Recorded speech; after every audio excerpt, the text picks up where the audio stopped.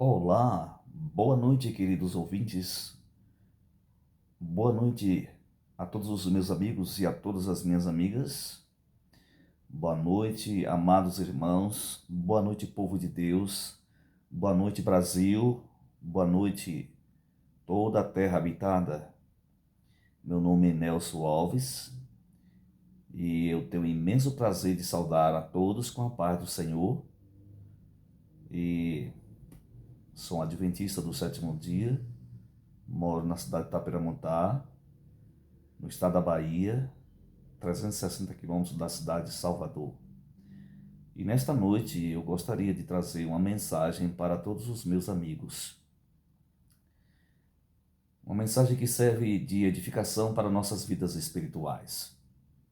O texto que nós queremos então transmitir para vocês nesta noite se encontra lá no Evangelho de São Marcos, capítulo 2, versículo 27 e 28.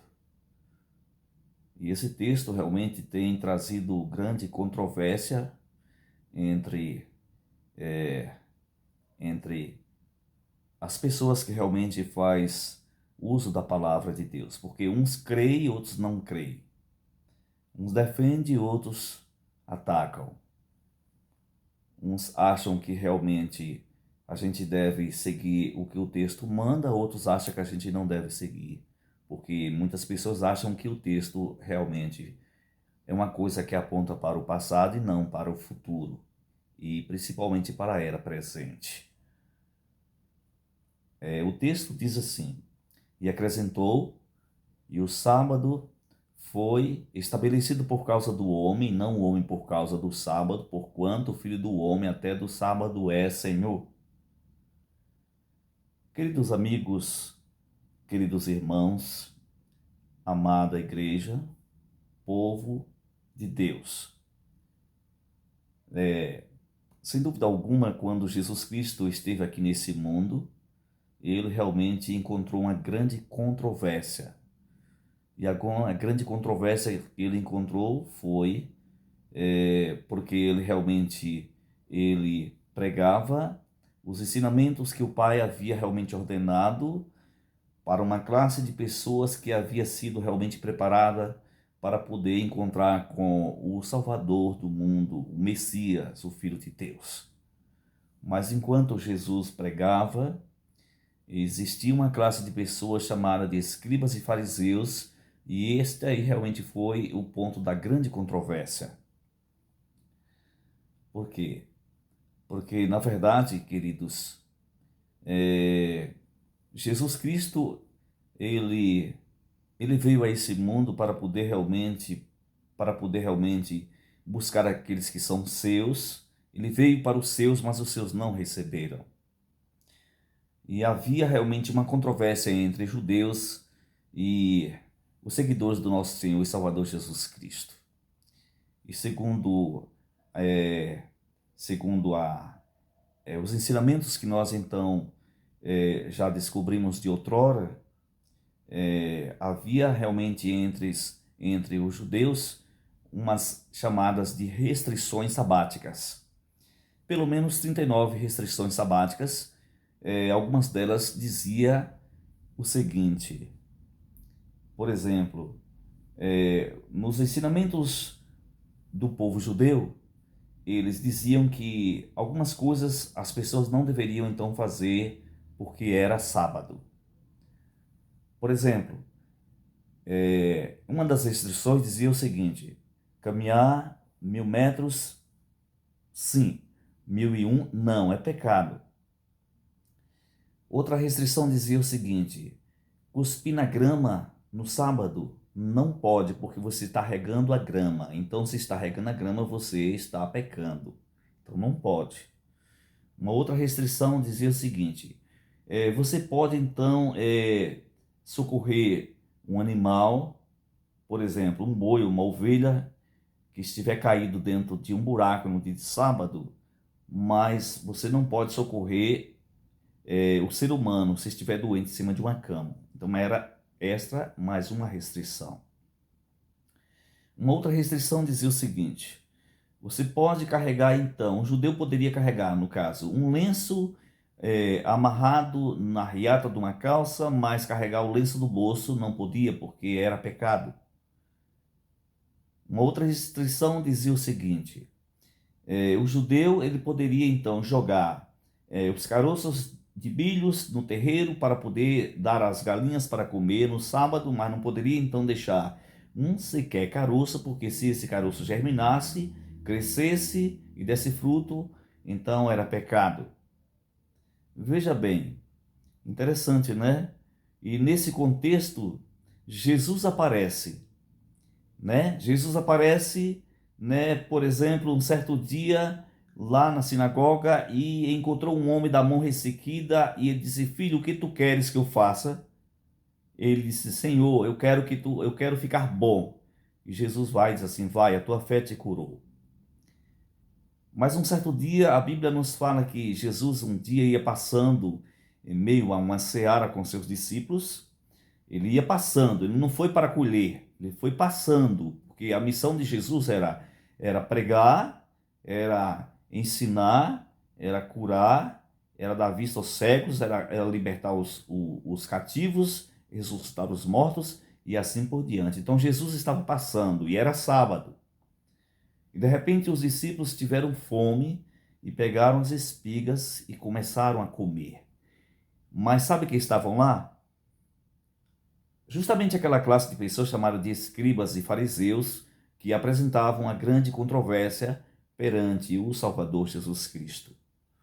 E de repente eles então falaram assim: Mestre, os teus discípulos estão então colhendo espigas do sábado, o que dizes tu? E de repente Jesus vai, dirige até eles e diz as seguintes palavras: Mas vocês não vistes o que foi que fez Davi e os seus companheiros? E ele então, quando entrou no santuário, pegou dos pães da preposição que não era lícito comer senão os sacerdotes, e ele então comeu e deu a seus companheiros. Se você soubesse o que significa misericórdia, quero, e não sacrifício, não condenaria a tais inocentes. E de repente Jesus vai e pergunta para eles: Mas quem é de vós o homem que, se porventura um boi ou uma ovelha cair em um buraco e vocês não vai socorrer? O que vale mais, é um boi ou um homem? E eles então calaram-se e não deram nenhuma resposta. Mas sabe por quê, queridos? Eles não responderam? Porque se eles dissessem assim: bem, o que vale mais é um homem, mais do que um boi ou mais do que uma ovelha. Mas eles não deram essa resposta, porque se eles dessem essa resposta, então Jesus então ia atacar a ferida deles. Porque eles estavam acostumados, então, a socorrer o animal que estava dentro de um buraco no sábado, mas não socorria o ser humano que estava em cima de uma cama. Viu aí a controvérsia entre os ensinamentos de Jesus e o ensinamento dos escribas e fariseus? Bem, a Bíblia nos fala, queridos, que o sábado foi estabelecido por causa do homem, não o homem por causa do sábado, porque o Filho do Homem até do sábado é Senhor. Muita gente que estuda a Bíblia, eles pegam esse texto realmente e eles transmitem a mensagem para satisfazer o desejo egoísta do seu próprio coração. E então, para poder realmente escapar do texto, eles então fazem o seguinte: eles torcem o texto e tiram o texto do contexto e viram um pretexto. E uma vez que o texto vira um pretexto, acaba realmente causando uma grande confusão e deixa então as pessoas sem receber o verdadeiro ensinamento da palavra de Deus e a verdadeira compreensão para glorificar o nome daquele que tudo pode. Bem, queridos amigos, queridos irmãos, existe então, eu gostaria de fazer aqui uma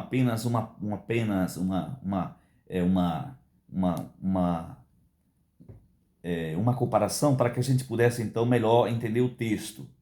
Vamos então dizer o seguinte: por exemplo, quando Deus ele tirou o povo de Israel lá do cativeiro egípcio, ele pediu para Moisés comemorar o quê? Comemorar o quê? Comemorar a festa chamada da Páscoa. Não é assim? Lá no primeiro mês do calendário hebraico, que é o calendário de Abib, chamado, né, de primeiro mês, que para nós é o mês de abril, que é o quarto mês. Mas então, eles então deveriam comemorar a festa chamada Páscoa para poder realmente comemorar a saída do povo lá do Egito. Então ele estava comemorando o êxodo, a saída, ou seja, a libertação do povo do cativeiro egípcio. Mas então por que Deus pediu que Moisés estabelecesse a Páscoa? Por causa justamente de quê? Por causa do ser humano, por causa do homem que foi liberto do pecado, do cativeiro. Ok? Muito bem. A Bíblia nos fala que, que no período patriarcal, né? O período patriarcal foi aquele período lá de Adão até Noé. Isso era um período patriarcal. E nesse período, Deus ele falava de muitas vezes, de muitas maneiras aos pais, pelos profetas, através de quê? De visões, de sonhos e de revelações. Certo? Mas chegou um determinado momento que Deus ele então pediu a Moisés que tudo que ele falasse escrevesse num livro. E este livro é chamado de a Bíblia, a palavra de Deus. Então, por que veio a Bíblia, meu querido irmão? Porque a Bíblia foi estabelecida. Então, a Bíblia ela foi dada por causa do ser humano, e não o ser humano por causa da Bíblia, a palavra de Deus. Muito bem. Quando Jesus Cristo, ou seja, quando Deus tirou o povo de Israel, e o povo então atravessa o Mar Vermelho, vai rumo a um deserto, e estava indo rumo à terra prometida chamada a Canaã terrestre, uma terra que manava leite e mel. Então, queridos, a Bíblia nos fala que Deus, ele permitiu que o povo de Israel ficasse ali no deserto por um período de 40 anos, por causa da incredulidade deles mesmo. Mas então, o que foi que Deus pediu para Moisés fazer? Lá no livro de Êxodo, capítulo 25, versículo 8, a Bíblia fala assim: far-me-ã um santuário para que eu possa habitar no meio de vocês, no meio de vós. E no versículo 40, o próprio Deus, ele fala as seguintes palavras: olha, Moisés, vocês devem então fazer o santuário conforme o modelo que foi te mostrado no monte. Então, Deus pediu a Moisés para fazer o quê? Um santuário. Então, esse santuário foi feito por Moisés. Mas esse santuário foi feito por causa de quem? Então, esse santuário foi feito por causa do homem, a fim de que o homem pudesse adorar a Jeová lá no deserto, no período dos 40 anos e nos séculos vindouros também. Deu para entender agora? Muito bem. Quando Jesus Cristo aparece, a Bíblia nos fala que Deus ele encontra realmente o seu povo escolhido, chamado povo judeu. Certo? Então, era o povo escolhido de Deus. Ok? Jesus então funda uma nova religião. E essa nova religião é chamada de cristianismo. Jesus começou a sua nova religião com apenas 12 homens. E de acordo com a Bíblia, esses homens eles realmente eram seguidores de um outro profeta. E esse profeta era chamado de João. Mas quando João pregava lá no deserto da Galiléia, ele então dizia para o povo que estava ali realmente ouvindo as suas mensagens, e diz assim: olha, após mim vem um outro que nem eu mesmo sou digno de tirar a sandália dos seus pés. Então, quando Jesus aparece, ele fala bem assim: ó, eis o Cordeiro de Deus que tira o pecado do mundo. E então, de repente, a Bíblia nos fala que esses discípulos, que eram os discípulos de João, se tornaram discípulos de Jesus Cristo. E em certo momento, a gente percebe, queridos amigos, lá no capítulo 6, do capítulo 6 até o capítulo 9, a Bíblia descreve ali a lei, a regra áurea. E nessa regra áurea, a Bíblia apresenta algumas coisas que aconteceu entre Jesus e os seus discípulos. E uma das coisas que aconteceu foi no capítulo 6. Bem, os discípulos ainda não sabiam realmente como orar, como convém, porque eles estavam vindo dos ensinamentos do precursor de Jesus Cristo, chamado de João Batista. E uma vez que eles se tornaram discípulos de Jesus Cristo, eles tinham realmente o dever de se tornarem pescadores de homens. E eles então se dirigiram para Jesus e disseram as seguintes palavras: Mestre, ensina-nos a orar assim como João Batista ensinava os seus discípulos. Então, queridos, deixa eu dizer uma coisa para vocês. Por que Jesus então, porque os discípulos estavam pedindo para Jesus ensinar a eles a orar como João Batista ensinava a seus discípulos? A Bíblia nos fala que Jesus então não hesitou, e ele disse então as seguintes palavras: Vós, quando orardes, não sejam como os hipócritas e fariseus, porque gostam de orar nas esquinas das praças, e pensam que pelo seu muito falar serão ouvidos. Portanto, eu vos digo o seguinte, que eles já receberam as suas recompensas. Mas vocês, quando orardes, vocês entram no vosso quarto, fechem a vossa porta e orará em secreto, e o vosso Pai, que está em secreto, vos recompensará. Portanto, orando, dizeis assim. Aí Jesus vai e ensina para eles a oração modelo, que é o Pai Nosso, no qual eu não vou citar aqui agora. Muito bem. Porque Jesus realmente ensinou ali a oração modelo para os seus discípulos? Então, a oração, ela foi dada por causa do ser humano, e não o ser humano por causa da oração. Deu para você entender? O que realmente a gente leu, o que a gente citou para você nesta noite, no livro de Marcos, capítulo 2, versículo 27 e 28, onde a Bíblia fala, e acrescentou, e o sábado foi estabelecido por causa do homem, não o homem por causa do sábado, porquanto o Filho do Homem até do sábado é Senhor. Muito bem, não paramos por aí. A Bíblia nos fala que Jesus, ali por volta da quinta-feira, faltando então apenas um dia para ele ser crucificado, e a Bíblia fala que Jesus então reúne os seus discípulos, e ele então estabelece ali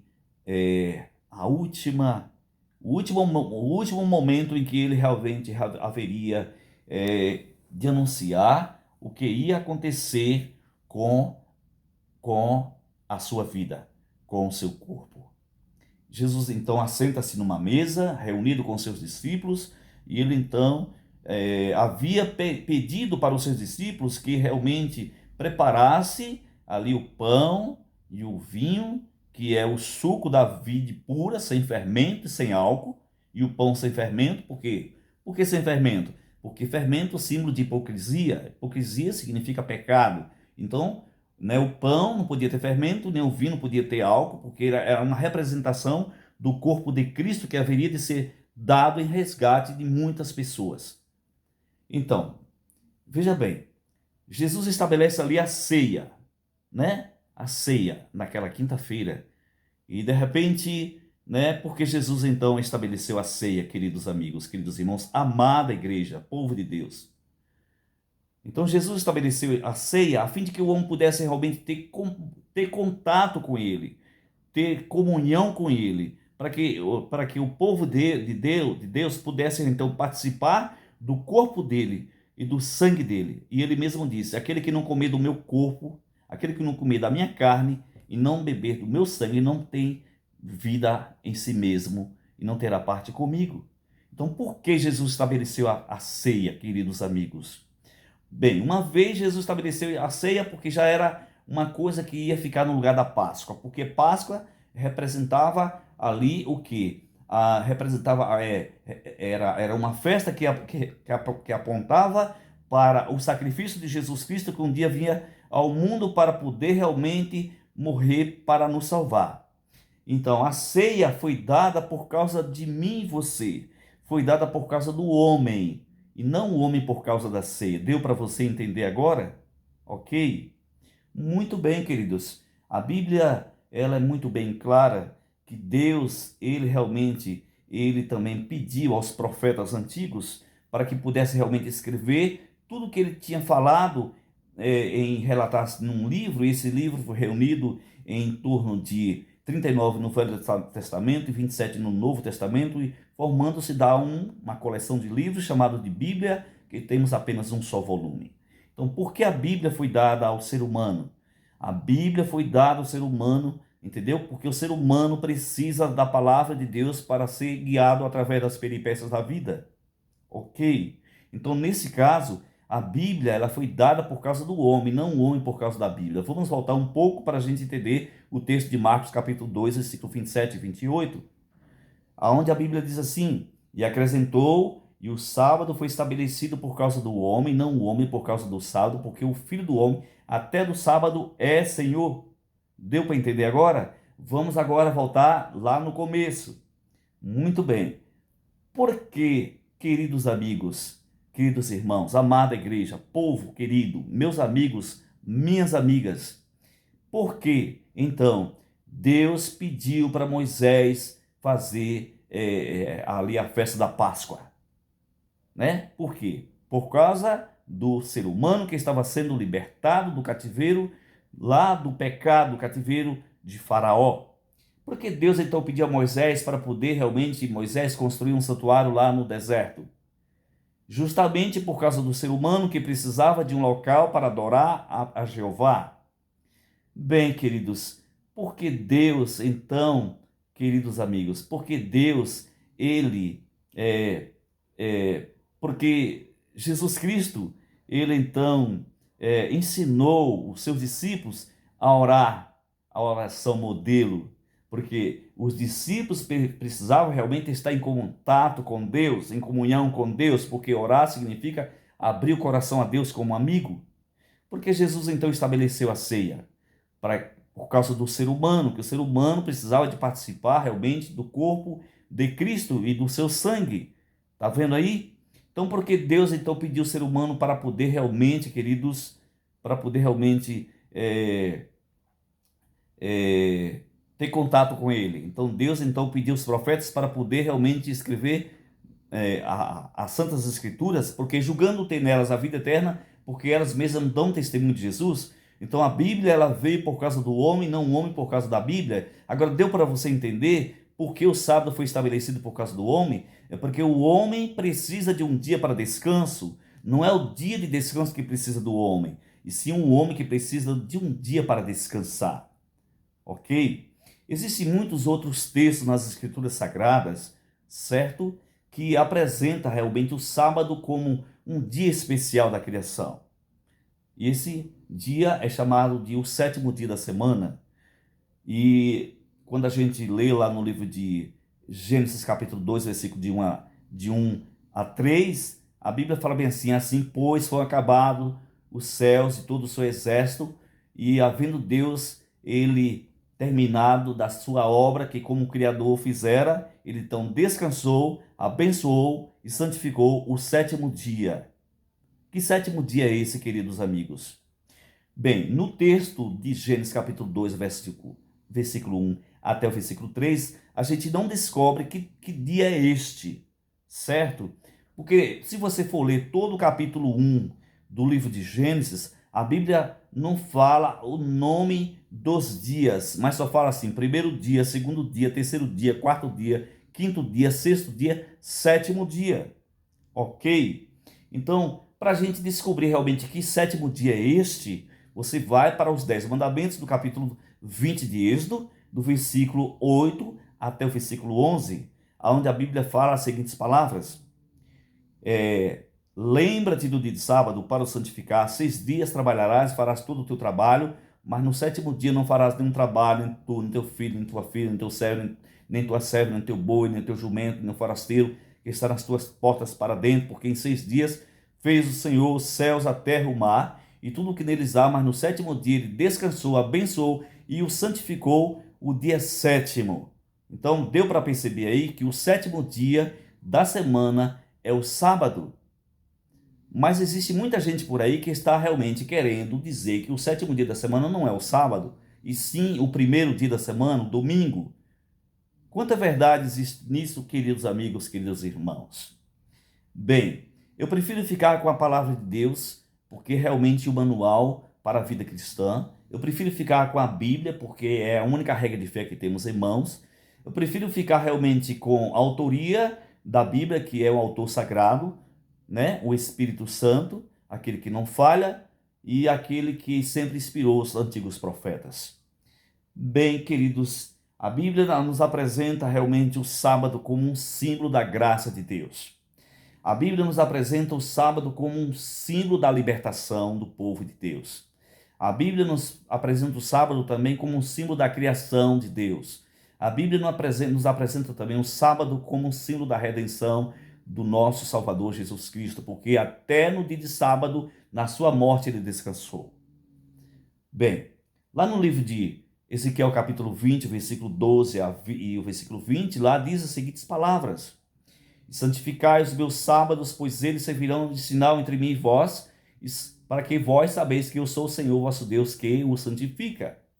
Então, para a gente saber que é Deus que santifica, a Bíblia fala que a gente deve, então, guardar o santo sábado.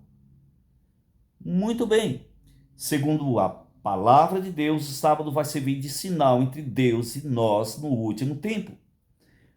Por sinal, queridos amigos, amados irmãos, amada igreja, povo escolhido de Deus, no último tempo, a Bíblia nos fala que o povo de Deus não será reconhecido aqui neste mundo por placa de igreja, mas sim pelas suas características. O que se encontra lá no capítulo 14, versículo 12 do livro de Apocalipse, lá diz as seguintes palavras: aqui está a paciência dos santos, os que guardam os mandamentos de Deus e têm a fé em Jesus Cristo. Amém? Muito bem. Os mandamentos de Deus e a fé em Jesus. Então, um povo que defende os mandamentos e aponta Jesus como o único meio de salvação. Certo? Isso é um testemunho vivo. No capítulo 12, versículo 17, a Bíblia fala as seguintes palavras: irou-se o dragão contra a mulher e foi fazer peleja contra os filhos dela, os que guardam os mandamentos de Deus e têm um testemunho de Jesus. Então, o dragão significa Satanás. Ele vai estar irado contra quem? Contra uma mulher. Quem é essa mulher? A igreja. Segundo o livro de Efésios capítulo 5 e o versículo de 1 a 32, nos fala que realmente ali, marido e mulher representam a igreja. Muito bem. No capítulo 19, versículo 10, a Bíblia fala as seguintes palavras: João, quando estava lá na ilha de Patmos, ele então, depois de ter recebido quase todas as visões do Apocalipse, ele então se prostra diante do anjo para adorá-lo, mas o anjo, porém, lhes disse assim, falou bem assim: levanta-te, porque eu sou o co-escravo teu e dos teus irmãos, daqueles que adoram a Deus e têm o testemunho de Jesus. E o testemunho de Jesus é aquele que tem o espírito da profecia.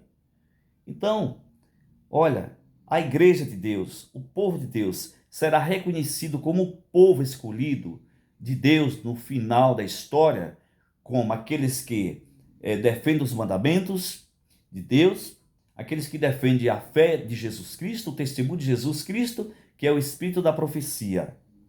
Ok? Então eu quero neste momento deixar esta mensagem para os meus compatriotas,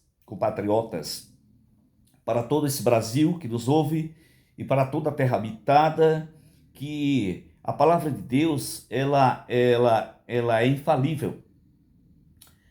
Seca-se a erva, cai a sua flor, mas a palavra de Deus essa permanece para sempre. Existem muitas pessoas que usam a Bíblia, mas eles usam a Bíblia de forma realmente para satisfazer o desejo egoísta do seu coração. Por exemplo, eles pegam um texto, mas eles tiram do contexto e vira um pretexto. E aí se torna uma confusão religiosa. E aí as pessoas dizem, mas não é todos, a Bíblia não é só? Todos não têm a mesma Bíblia, porque uns ensinam de uma forma e outros ensinam de uma outra forma.